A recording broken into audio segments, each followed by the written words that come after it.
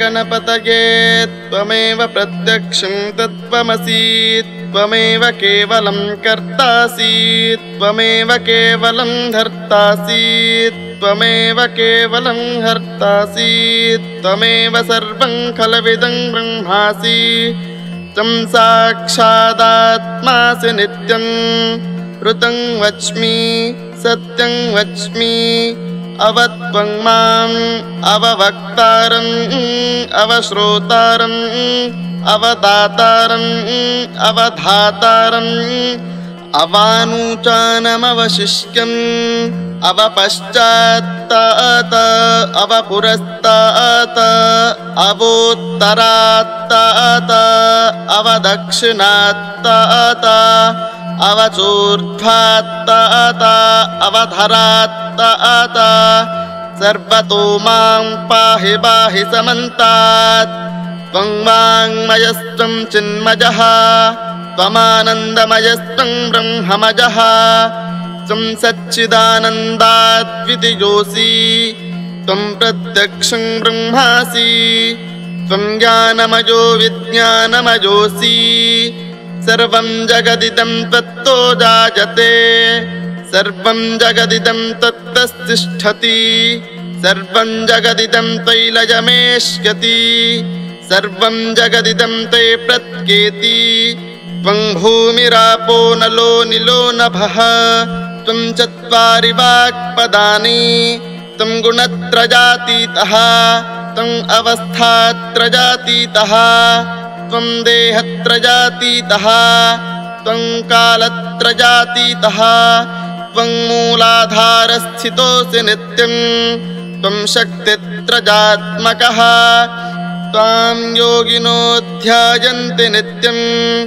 त्वं ब्रह्मा त्वं विष्णुस्त्वं रुद्रस्त्वं इन्द्रस्त्वं अग्निस्त्वं वायुस्त्वं सूर्यस्त्वं चन्द्रमास्त्वं ब्रह्मभूर्भुवस्वरोन् गणादीं पूर्वमुच्चार्य वर्णादींस्तदनन्तरम् अनुस्वारः परतरः अर्धेन्दुलसितं तारेण रुद्धम् एतत्तव मनुस्वरूपम् गकारः पूर्वरूपम् अकारो मध्यमरूपम्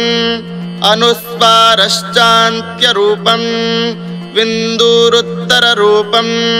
नादः सन्धानं संहिताः सन्धिः सैषा गणेशविद्या गणकृषिः नृचिद्गायत्री छन्दः गणपतिर्देवता ॐ गङ्गणपतये नमः एकदन्ताय विद्महे वक्रतुण्डाय धीमहि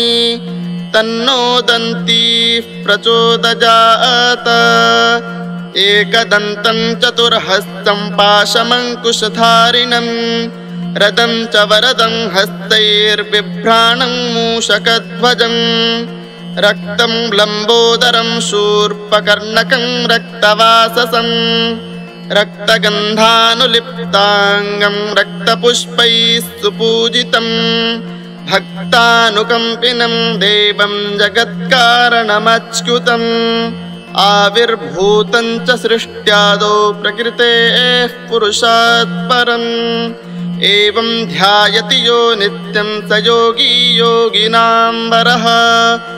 नमो व्रातपतये नमो गणपतये नमः प्रथमपतये नमस्ते स्तुलम्बोदरायैकदन्ताय विघ्नविनाशिने शिवसुताय श्रीवरदमूर्तये नमः।